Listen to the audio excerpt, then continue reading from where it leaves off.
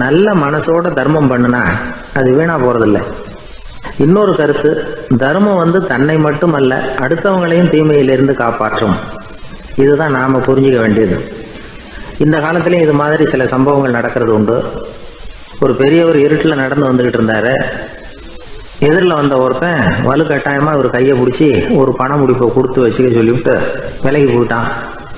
பெரியவருக்கு ஆச்சரியம், இந்த காலத்திலயும் இப்படி வலது கை கொடுக்கறது இடது கைக்கு தெரியக்கூடாதுன்னு நினைக்கிற கொடையாளிகள் உண்டு போல இருக்கு அப்படின்னு யோசனை பண்ணிக்கிட்டே நடந்தார். கொஞ்சம் தூரம் போயிருப்பாரு. அதுக்குள்ள அதே ஆள் திரும்பி வந்தான். கொடுத்த பண முடிப்பை திருப்பி கொடுங்க அப்படின்னு கேட்டு வாங்கிட்டான். இவருக்கு ஒன்றும் புரியல.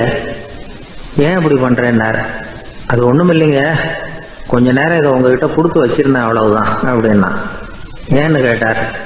என்னை பின்னாடி போலீஸ் தேடிக்கிட்டு வந்துகிட்டு இருக்குது, அதுதான் அப்படி பண்ணேன், இப்போ போயிட்டுது, இனிமே ஒன்றும் பயமில்லை அப்படின்னு சொல்லிவிட்டு அவன் பாட்டுக்கு நடந்து போறான்.